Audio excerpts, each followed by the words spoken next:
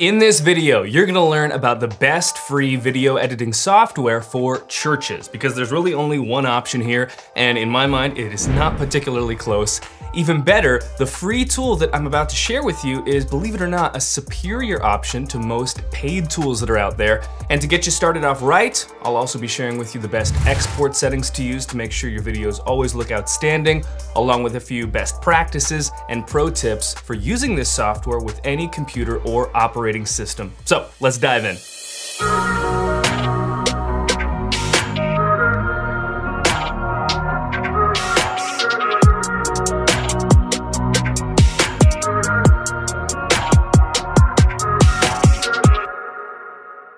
Well, hey there, I'm Brady Shearer. This is Pro Church Tools, and we're here to help your church navigate the biggest communication shift in 500 years. If we're just meeting for the first time, consider subscribing.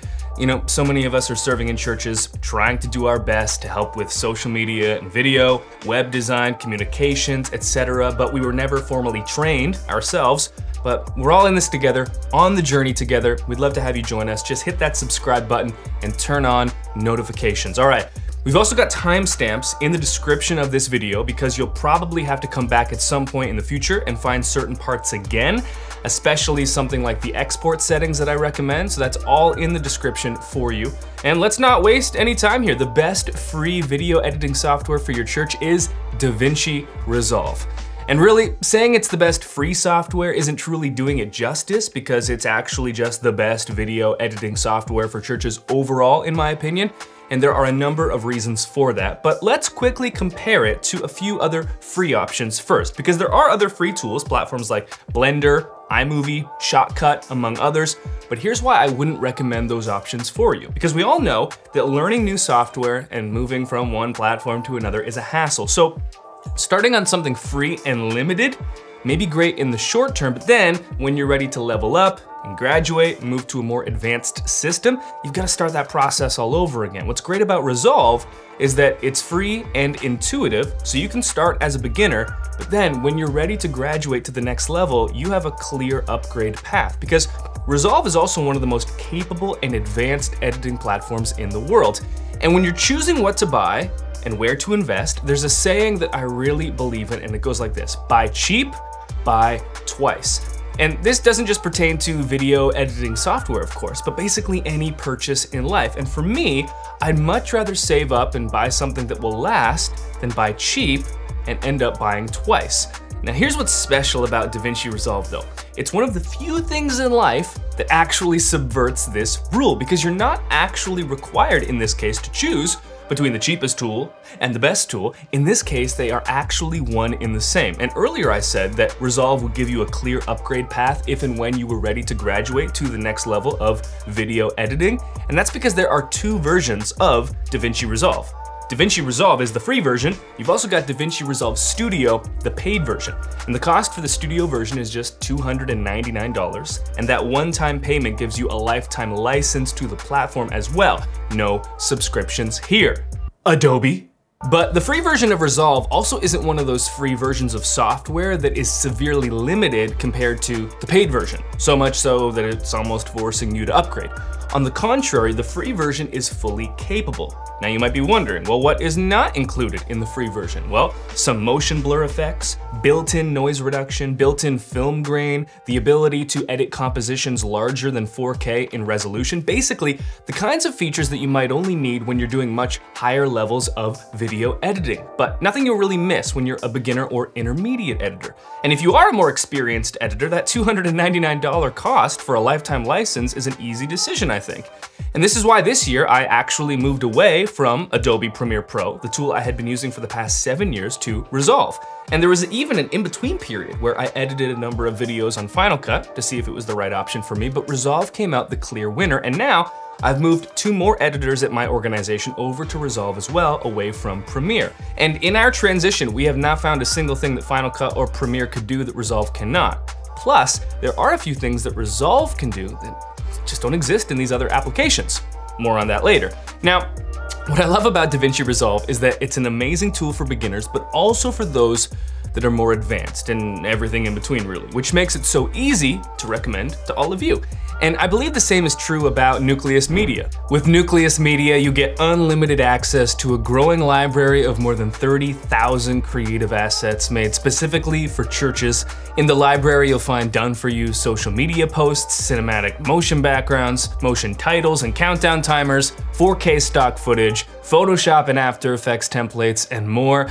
Nucleus Media is here to be your creative companion, empowering you to have ultimate creative freedom no matter what project you're working on. So if you are a beginner, you can download our stock footage shot specifically for churches, organized into scenes, bring it into DaVinci Resolve, and create a video for your church like a sermon bumper, and it's gonna look like it was shot by a pro because all of our footage comes in 4K resolution, packaged in 10-bit codecs like ProRes, so all of the color information is preserved, and it's shot on high-end cinema cameras.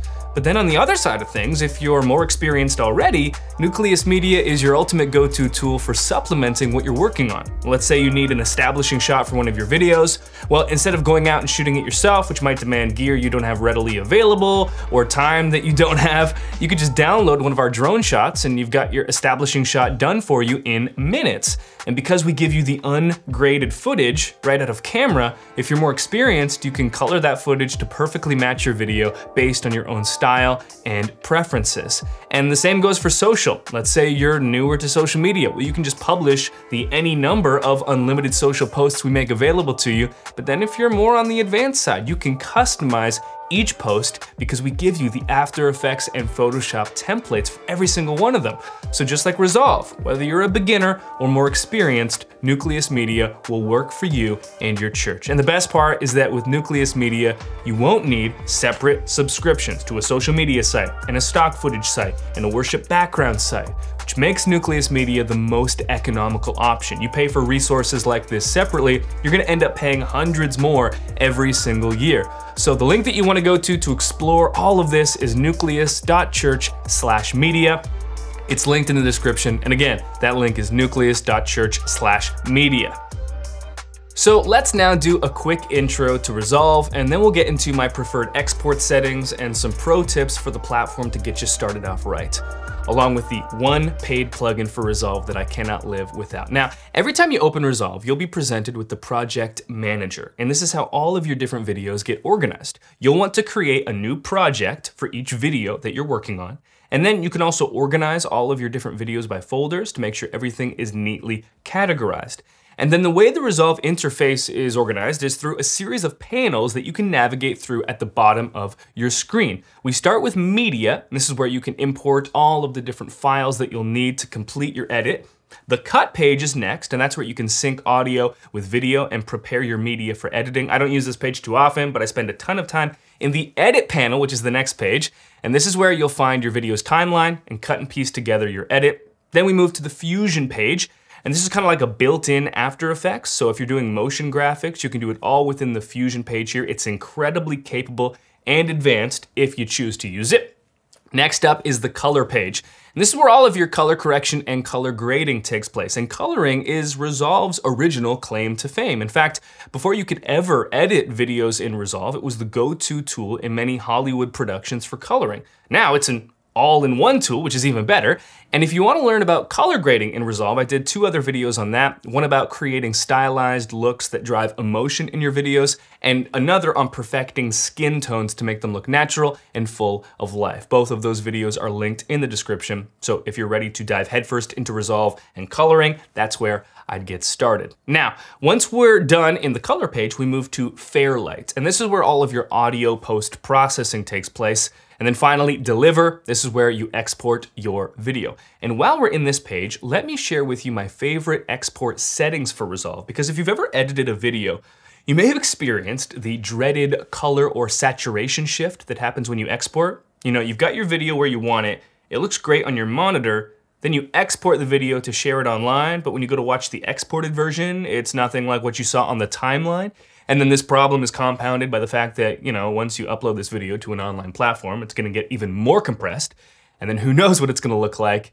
You know, for YouTube's compression as an example, it always seems to eliminate a bit of saturation. So sometimes I'll export my videos with a touch more saturation that I would actually prefer, kind of as a preemptive measure against YouTube's compression. But when you export your video and it already looks different on your hard drive than it did in your video editor, that can be very discouraging. So here are the export settings to make sure that never happens in DaVinci Resolve.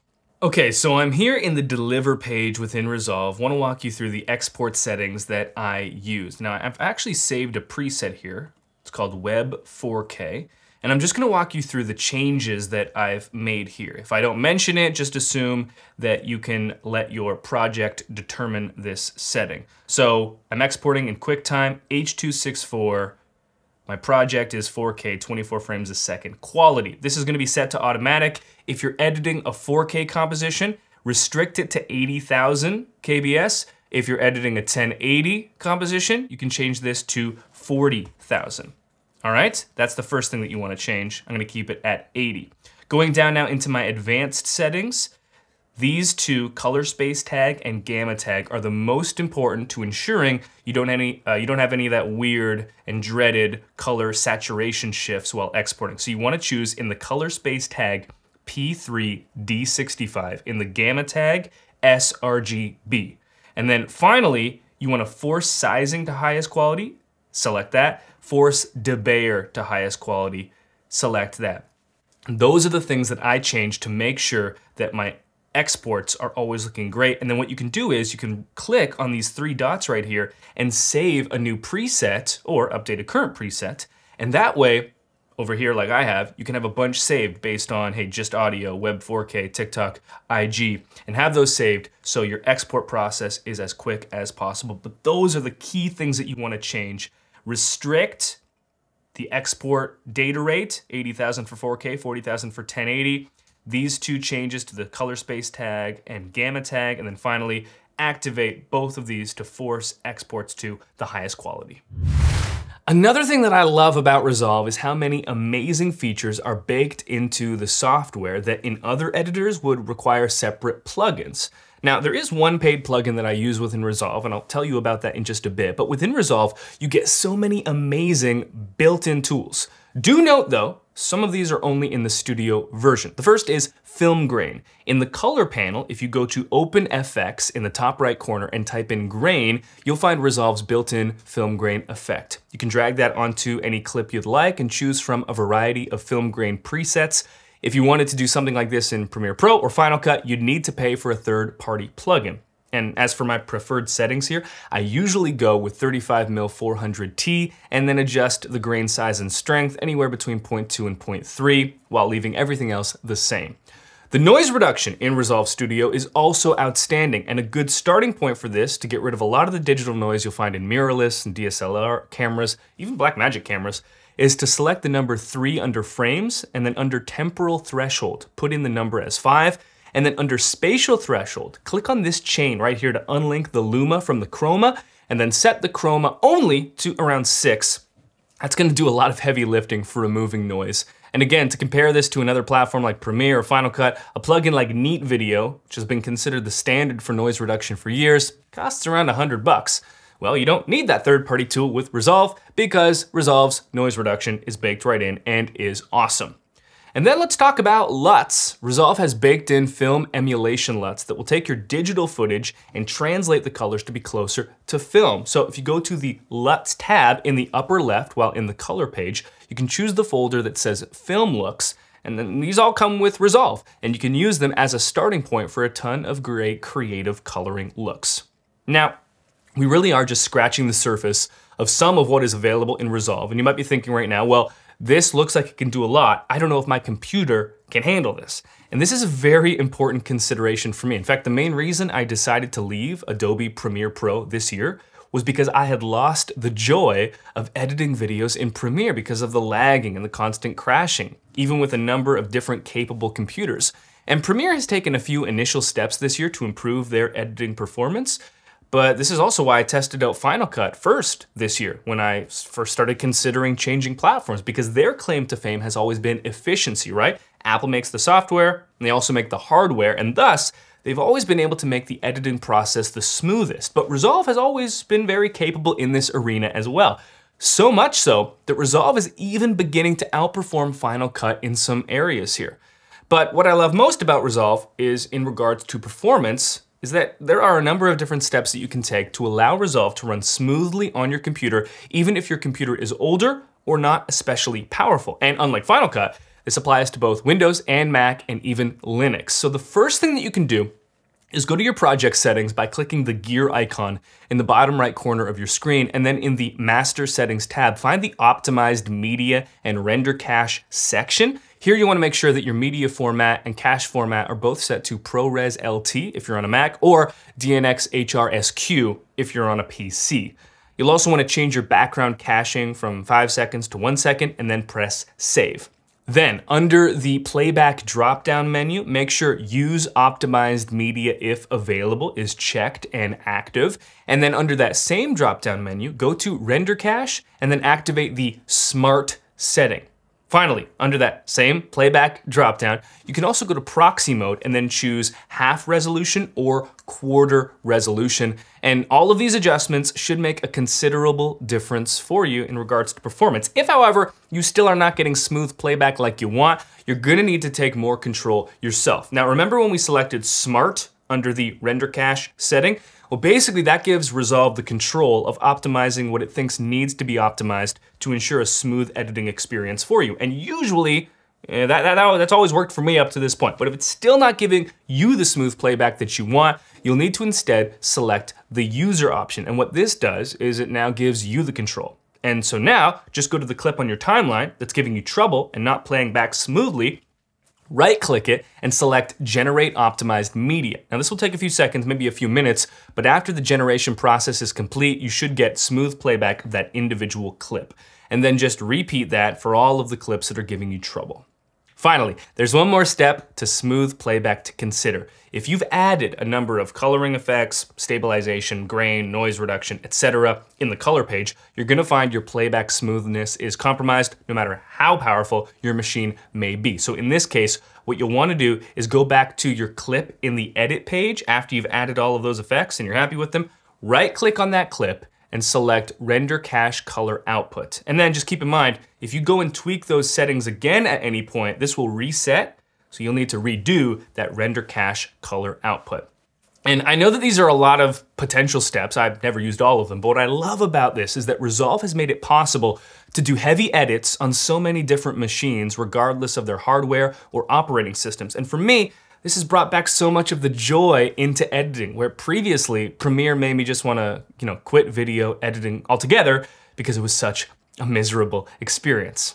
Now, I promised I'd share with you the one paid tool I do use in conjunction with Resolve, so let's close this out by talking about that. Obviously, this is not necessary, but I do use it in almost every video. It's the Camera Move Pro Transition Pack from RVisual. Now, RVisual claims that this is the best transition pack for DaVinci Resolve in the world, and I agree with them, because what's great about these transitions is that they come with motion blur, matching sound effects, they're drag and drop, and you can customize them. And in my searching, this is the only transitions pack that can boast all of those things.